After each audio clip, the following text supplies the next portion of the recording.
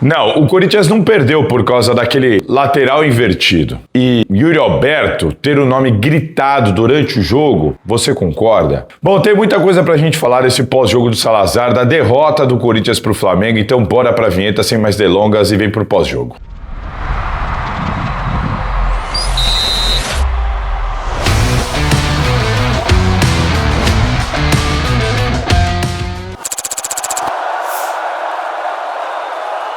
Fala pessoal, todo mundo vivão por aí? Bora falar da derrota do Corinthians pro Flamengo por 2-1. Olha só, tô gravando esse vídeo agora só na manhã dessa segunda-feira porque participei de toda a cobertura do jogo ao vivo no Mesa Redonda. A gente saiu do estádio depois da meia-noite, ainda tinha muita coisa pra fazer, enfim, não consegui gravar o vídeo, tava ali imerso nas tarefas da Gazeta, mas é óbvio que eu não vou deixar aqui de bater um papo, a gente precisa conversar sobre esse Corinthians 1, Flamengo 2. Estatisticamente péssimo, 7º jogo seguido do Corinthians no Brasileirão, sem vitória na Neoquímica Arena. Isso é gravíssimo, assim, é um absurdo. Independentemente de jogar bem um jogo, mal um jogo, outro jogo, a arbitragem ter atrapalhado aqui ou acolá, passar 7 jogos seguidos sem vencer dentro de casa é realmente muito ruim. E ele foge a uma situação atípica ou outra. Há um problema. E tem mais. No Corinthians, algumas marcas ruins, né? Foi o 16º jogo com o Flamengo na Neoquímica Arena. E o Flamengo agora tem mais vitórias que o Corinthians. 6 vitórias contra 5 vitórias do Corinthians, além de 5 empates. Isso é muito ruim. Para mim, você nunca pode ter menos vitórias do que qualquer adversário dentro da sua casa. Mas isso reflete o momento das duas equipes. A Neoquímica Arena, no momento que ela foi construída e inaugurada, ela pega ali um final de boa fase do Corinthians, depois o Corinthians engrena nessa fase tenebrosa que já não dá nem mais para chamar de fase, né? Já são muitos anos nessa draga, enquanto o Flamengo se reestruturou justamente nesse período e goza aí desse bom momento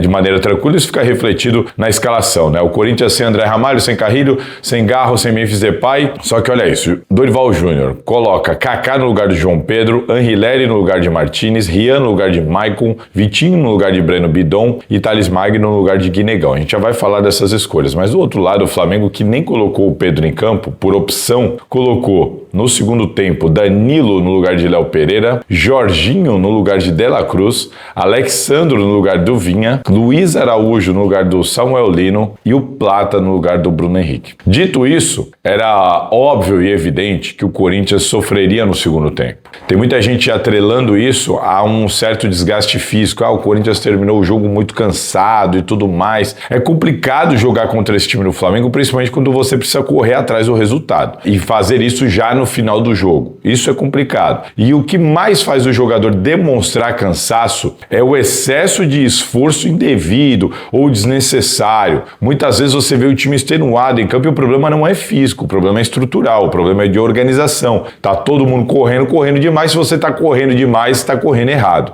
Porque se você correr organizado, você sustenta uma partida dessa. Percebe como o Corinthians, no primeiro tempo, correu absurdamente, mas teve muito mais o controle do jogo, teve muito mais posse de bola, e mas tudo bem, é o primeiro tempo.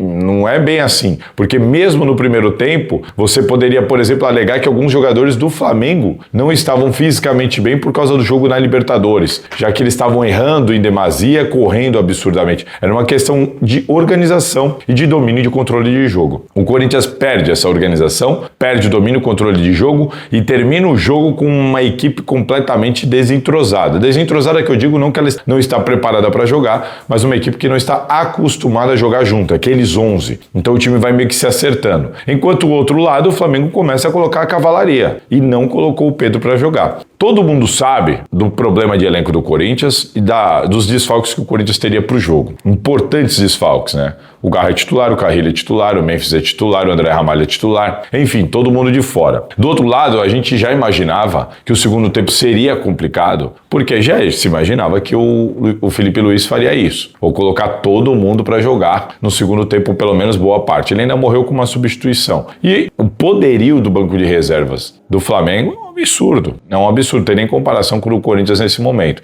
Então, naturalmente, seria um segundo tempo complicado para o Corinthians. Então não há surpresa no que aconteceu no segundo tempo. Não atrelo isso a desgaste físico ou qualquer coisa do tipo. Já era esperado, já dava para imaginar que isso ia acontecer. O que o Corinthians precisava fazer? O óbvio. Você precisa ser fatal, você precisa ser letal quando você tem um domínio contra uma equipe como essa. Eu não lembro nos últimos anos em qual jogo o Corinthians teve tanta oportunidade de gol contra o Flamengo. Nos últimos anos, diante dessa disparidade de elencos, o Corinthians tem sofrido contra o Flamengo com frequência. O Corinthians não ganha do Flamengo nos últimos 4 jogos. Desses 4 jogos, só marcou esse gol do Yuri Alberto de ontem. Nos outros 3, nem gol marcou. E vinha de uma goleada. Na Arena, como eu disse, eles já têm mais vitórias que o Corinthians. Tudo isso reflete o momento dos dois clubes, das instituições. E nesses últimos anos, devido a essa disparidade das instituições, basicamente por causa de gestão, você percebe a dificuldade do Corinthians nos jogos. O Corinthians tem dificuldade de criar, de dominar um jogo contra o Flamengo. Eu não lembro, eu acho que nos últimos anos foi o jogo com maior domínio do Corinthians contra o Flamengo. O primeiro tempo do Corinthians é um primeiro tempo de aula. O Dorival Júnior, sem bola, faz uma linha de 5 com o Ranieri, mais ao lado esquerdo, o Gustavo Henrique ao meio e o Choca à direita, linha de 3, sem bola, recuava Mateuzinho e Matheus Bidu. O Corinthians se tornava um time firme, fazia a linha de 3 com Bidon mais à direita, Maicon no meio, Martins mais à esquerda para povoar aquela linha da frente do meio de campo. Ali na frente, o Guinegão e o Yuri Alberto, que são atacantes que ajudam demais na marcação. Quando o Corinthians tinha a bola, o Ranieri ficava, fazia a linha de 3, você liberava Bidu e Mateuzinho, o Bidon flutuava da meia direita para o centro para armar esse jogo, enquanto o Maicon e Martins tentavam dar sustentação e a movimentação de Yuri e Guinegão. Quando você percebia, você estava lá na frente, no campo de ataque do Corinthians, com um time completo no campo de ataque, e o Corinthians soube usar muito bem tanto a marcação alta para tirar a saída e a transição do Flamengo. O Flamengo não retinha a bola, o Corinthians perdia e tomava, assim ele se impôs no campo do Flamengo. Além disso, soube aproveitar, para mim, um erro da defesa do Flamengo e de estratégia do Felipe Luiz, que é jogar em linha alta. Foram várias bolas enfiadas por baixo, a maioria, que deixaram principalmente o Yuri Alberto em claras condições de finalizar na cara do gol. Então o Corinthians soube entender o jogo do Flamengo, aproveitou isso da melhor maneira na estratégia de jogo, jogou muito bem, e mesmo com o Flamengo poupando um ou outro jogador, nós estamos falando aqui de Carrascal, de Arrascaeta, de De La Cruz, enfim, de Samuel Lino, de Bruno Henrique, era um grande time do Flamengo e o Corinthians conseguiu se impor. Foi um grande jogo, uma grande atuação do time do Corinthians, um time muito bem treinado pelo Dorival Júnior, que sem Carrilho, sem Memphis Depay, sem Garro, conseguiu fazer o Corinthians, improvisando até o Bidon quase que de meia ali. Eu não acho que ele é meia, acho que ele tem que jogar sempre de frente pro gol, vindo de trás, carregando, observando o que está acontecendo, nunca de costas, e o Corinthians dessa maneira se impôs contra o Flamengo. Então, esse é o lado positivo. E o lado negativo, você precisa decidir o jogo quando você tem essa chance, porque é muito óbvio, é muito claro, todo mundo sabe que o Flamengo pode sofrer o que for, mas se tiver 0-0, em um lance, eles decidem o jogo. Ontem eles acertaram 2 bolas no alvo, marcaram 2 gols. 2. Foram só 2 chutes no alvo do Flamengo e os 2 entraram. Esse é o Flamengo. Mas não é que é o Flamengo. É assim com qualquer time com o poderio de elenco que ele tem. A qualidade técnica se sobressai.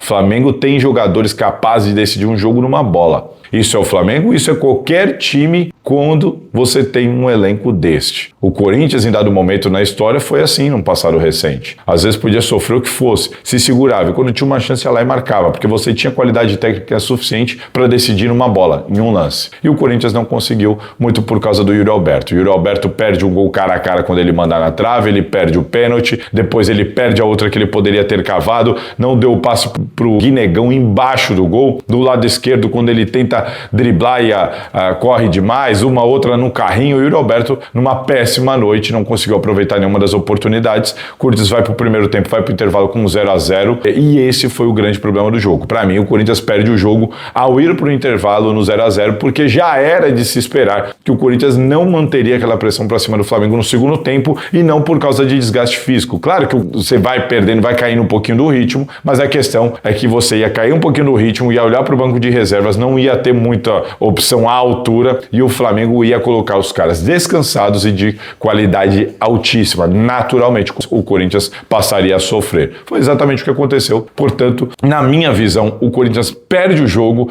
por não ter marcado os gols no primeiro tempo, quando teve chance de pelo menos ter ido para o intervalo com 2-0 no placar. Era uma situação completamente diferente, você ia se desgastar menos, você ia poder se proteger, correr menos, sair só na boa, não precisar abafar e marcar de novo lá em cima. Enfim, ia ser uma situação completamente diferente na estratégia de jogo, mas o Corinthians não soube aproveitar. Basicamente, por causa do Yuri Alberto, vem o segundo tempo, acontece tudo isso, o Corinthians se desconfigura, toma um gol, quando ele toma um gol demora um tempo, depois das substituições o jogo volta a se assentar novamente, né? Quando o Flamengo empata, depois das substituições o jogo volta a se acalmar novamente, e aí chegar o segundo gol naquele lance do lateral do Corinthians. Basicamente foi isso, um resultado muito ruim para o Corinthians, o Flamengo dispara na liderança, menos mal que o Corinthians não ajudou o Palmeiras, mas não era possível que tinha alguém pensando nisso naquele momento. E os lances capitais da partida? Primeiro eu quero falar das substituições. As substituições do Dorival Júnior são compreensíveis quando ele tira um Breno Bidon que estava muito cansado no jogo e coloca um Vitinho, por exemplo. Quando ele tira, por exemplo, o Martinez, também muito cansado, coloca o Ranieri de volante e coloca o Kaká para manter aquela linha com os zagueiros. Tudo isso faz muito sentido. O Anrileri ele colocou também, na verdade, né? Tudo isso faz muito sentido. O que não faz sentido é tirar o Guinegão. 23 minutos do segundo tempo. O Guinegão não estava cansado. Cansado, ele não estava. Guinegão cumpriu suspensão na última partida, o moleque tem 18 anos de idade, e o que mais me incomoda, o Dorival Júnior disse que precisava fazer alguma coisa, ele poderia fazer alguma coisa sem tirar o Guinegão. Você queria tirar alguém da frente? Yuri Alberto. Tirasse o Yuri Alberto. Qual o problema de tirar o Yuri Alberto? Ainda mais um jogo como ontem. Qual é o problema de tirar o Yuri Alberto? Você ia expor o cara, ele ia ser vaiado? Meu amigo, e qual é o problema? Nós estamos ali para atender os interesses do Corinthians ou do Yuri Alberto? Então, assim, se o Dorival Júnior entende que ele precisa tirar alguém naquele momento para dar uma nova cara pro time, um novo sangue, não era o Guinegão o cara que tinha que sair. Simples assim. O Guinegão não era. Ou você não tirava nenhum dos dois, ou você tirasse o Yuri Alberto. O Guinegão não tinha que ter saído do jogo. É importante destacar de novo a boa partida do Guinegão. O Guinegão dá o passe pro gol do Yuri Alberto, o Guinegão participa naquela triangulação que sai o lance da trave do pênalti. O Guinegão, ele é efetivo, ele é eficiente o jogo inteiro, na retenção de bola, na criação de jogada, com assistência para gol, e só não fez um gol porque o Yuri Alberto não rolou para ele uma bola que ele estava embaixo da trave. Poderia ser uma grande partida com gol, assistência e tudo mais do Guinegão. Jogou muito bem o atacante do Corinthians e para mim um erro danado com 23 minutos você tirar esse cara de campo e principalmente para colocar o Thales Magno, que não entregou nada do que o Guinegão não poderia ter feito melhor. Não concordo com essa substituição, foi mal Dorival nesse momento. No demais, tudo bem, tá tudo certo, as opções que ele tinha realmente eram ruins, ele precisava mexer no time para reestruturar e ele precisava dar gás no time que sentiu o cansaço, até aí tudo bem, era o que ele tinha. Agora, tirar o Guinegão com 23 do segundo tempo, ele ajudou o Flamengo, ele deixou as coisas mais fáceis pro Flamengo e complicou pro Corinthians, porque o Guinegão estava jogando muita bola. Falando em jogar muita bola, para mim, o melhor jogador em campo, Breno Bidon. E aqui eu quero destacar um comentário que eu fiz lá atrás, quando eu falei assim, bom, acabou, então acabou essa peste de que o Breno Bidon não aguenta jogo grande, o Breno Bidon precisa ganhar massa muscular, o Breno Bidon, ele não aguenta pancada, acabou, né? Lembra que eu falei lá atrás? Que o Breno Bidon jogou muita bola contra o Palmeiras e tudo mais? E não só isso, outros jogos do Corinthians recentemente, cara, pra mim é isso, tá muito claro, o Corinthians enfrentou o Flamengo num jogo tenso, difícil, só craque do outro lado, e o Breno Bidon foi o melhor jogador do Corinthians, e olha, eu não sei não se ele não foi o melhor jogador em campo, enquanto esteve em campo, o que jogou o Breno Bidon, o que jogou pra se livrar de marcação dupla em vários momentos, tripla em vários momentos, o que ele deu de passe enfiada pro Yuri Alberto, poderia ter dado assistência se o Yuri Alberto aproveitasse a oportunidade que o Breno Bidon deu pra ele, e lances da bola vir, dele tirar na matada de bola já com a direita e enfiar com a esquerda, joga muita bola, apareceu atrás para marcar, recompunha aqui na ala direita pelo meio de campo, aparecia flutuando no meio de campo para marcar, tentou finalização da entrada da área, deixou o Yuri Alberto na cara do gol, sofreu pênalti, deu chapéu, cara, partidaça do Breno Bidon. O moleque é muito bom. Quem não gosta do Breno Bidon, quem acha que o Breno Bidon é fraco, cara, com todo respeito, mas não entende nada de futebol. Não entendi nada de futebol. Se você olha para o jeito que o Breno Bidon domina a bola, já saindo da marcação no domínio, com a perna errada, ele fez isso várias vezes no jogo, de tirar a marcação no domínio com a perna direita, para já aparecer limpo para jogar com a esquerda. A maneira como ele se apresenta, quantas vezes a bola vai nele, ele se apresenta e chama o jogo para ele. E como ele é eficiente nos lances, nas jogadas e normalmente vertical. E hoje, de novo, participou de lance que poderia ter dado gol, pelo menos em 2 bolas, ele deixa o Yuri Alberto em condição e brilhou, o moleque joga muita bola ontem, talvez o melhor em campo, o melhor do Corinthians, sem nenhuma dúvida, jogou demais o Breno Bidon ontem, enquanto aguentou, depois sentiu o cansaço e faz parte, já estava correndo por 2, por 3, naquele momento que o Flamengo começou a pressionar o Corinthians, e no primeiro tempo foi um cara que foi muito ativo o jogo inteiro, né? Muito bom jogador, o Corinthians tem que cuidar, e você que gosta de criticar o Breno Bidon de graça, precisa repensar, porque o Corinthians certamente vai sofrer muito mais sem o Breno Bidon do que com o Breno Bidon. Imagina ele num grande time, hein? Imagina o Breno Bidon jogando num grande time, com grandes jogadores ao lado.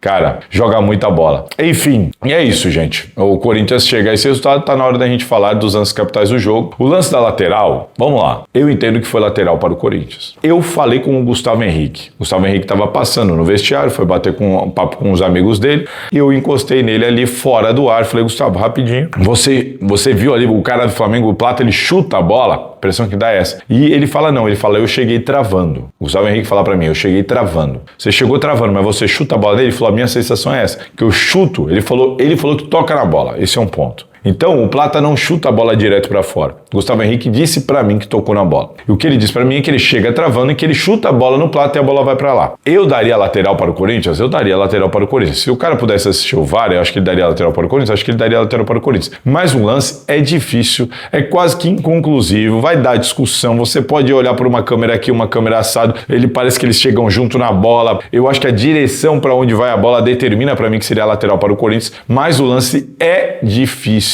É difícil. E o Corinthians estava completamente exposto porque eu ficou lá pedindo um pênalti. Então, assim, erro de marcação, erro de concentração. O lance ali é um erro da arbitragem? A gente pode até considerar um erro da arbitragem, mas não é um erro para crucificar a arbitragem. Não vou crucificar a arbitragem, não vou colocar a derrota na conta da arbitragem, porque é um lance muito rápido, difícil para o cara decidir ali e não é um lance de VAR. Você não pode revisar o lance. A gente mostrou a irritação com exclusividade no Mesa Redonda, a irritação dos jogadores do Corinthians, mas não dá para crucificar o cara por causa daquele lance. Não dá. Simples assim. Não foi por causa disso que o Corinthians perdeu o jogo. Foi por causa do Yuri Alberto. Essa derrota vai na conta 100% do Yuri Alberto. O Yuri Alberto jamais poderia ter batido um pênalti daquele jeito. Vamos lá. Eu sou daqueles que o cara não pode bater o pênalti assim nunca. Ponto. Mas, já que tem cara que decide fazer essa besteira, na minha opinião é uma besteira fazer isso, como disse o Fernando Praz, qual é o ganho técnico que você tem fazendo isso? Que vantagem você tira em cima de um goleiro fazendo isso? Porque se é pra bater no meio, bate no meio forte. Bate firme no meio. Se ele tivesse chegado ali e dado uma chapada na bola no meio, ele teria feito gol. Qual é o ganho técnico? Que vantagem você tem para fazer isso? É só para tirar onda? É só para tentar humilhar? É só para pagar um sapo? Só pode ser. É só para isso. Você não tem nenhum ganho técnico, você não leva nenhuma vantagem fazendo isso na tentativa de marcar um gol. Nenhum. Então, se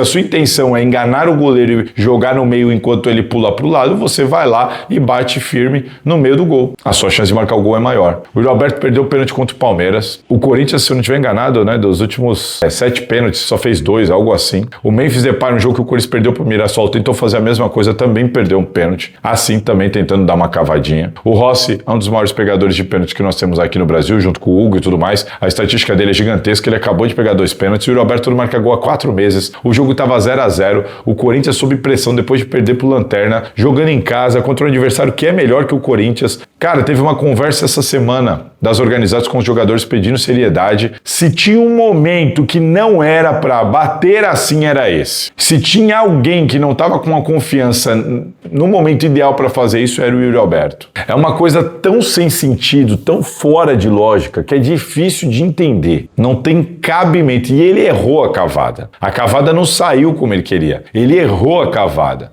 Assim, um absurdo, indesculpável, injustificável. Não há nada que justifique o que fez o Yuri Alberto. Nada que justifique. Para mim, a torcida gritar Yuri, ficaram gritando o nome do Yuri Alberto durante o jogo, para mim um exagero gigantesco também. Você não precisa vaiar o cara durante o jogo, que senão você não vai colaborar. Concordo. Agora, gritar o nome do cara, discordo completamente também disso. O torcedor tem que ter o mínimo de orgulho também. Não tem cabimento. E aí ele marca o gol, vai pra torcida, chora. Cara, o jogo tava rolando. Deixa pra chorar no final do jogo. Deixa pra chorar se você decidir o jogo. Ganhar o jogo, decidir no jogo depois do que você fez. Depois daquela besteira. Aí você chora e fala, foi mal, desculpa, mas tá aqui, me redimir. Aí beleza. Mas não. Ele foi pra torcida, tomou um cartão, tá fora do próximo jogo porque tava pendurado. O Dorival vai pra coletiva e diz que o Corinthians não vai ter o Memphis Depay contra o Internacional no próximo jogo. Conclusão, não teremos o Garro, não teremos o Yuri, não teremos o Memphis, além do Carrilho, além do André Ramalho, além de, enfim. Ou seja, o Corinthians não ganhou o jogo, Yuri perdeu aquela enxurrada de gol e ainda está suspenso para a próxima partida. Olha que genialidade, hein? Impressionante, cara. A bola que era para ter dado no Guinegão, depois de perder esses gols, qual era a dificuldade de rolar a bola ali, o Corinthians sair na frente do jogo? Seria até... Bateu a porta aqui. Seria até mais fácil para ele recuperar essa confiança. Então, assim, decisões completamente equivocadas do Yuri Alberto. O Yuri Alberto foi muito criticado há pouco tempo atrás no Corinthians e eu defendi, porque eu via ali uma coisa de fase. Tava numa fase ruim, o time inteiro tava mal. Para mim, ele sempre foi bom jogador. Eu tinha certeza que ele retomaria essa boa fase. Ele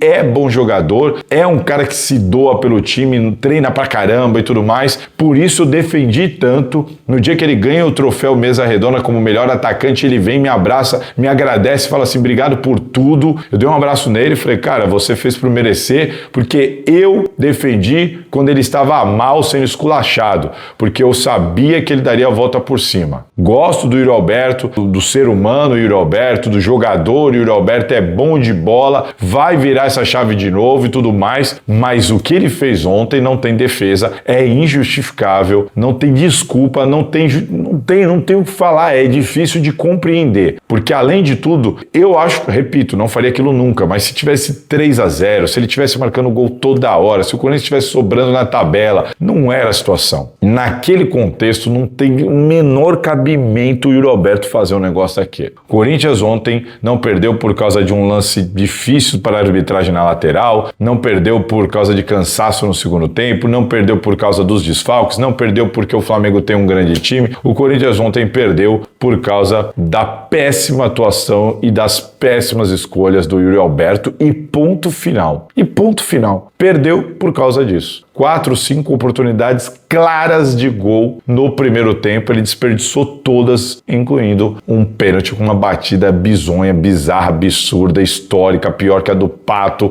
Enfim, não tem cabimento. Aquele gol que ele faz, que é um golaço no segundo tempo, pra mim não muda nada, não redime nada, porque não deu a vitória pro Corinthians e depois de fazer uma besteira daquela, ele tinha que ter garantido a vitória do Corinthians, decidido a vitória do Corinthians. Agora, sabe o que acontece, Yuri? Você pega a pressão.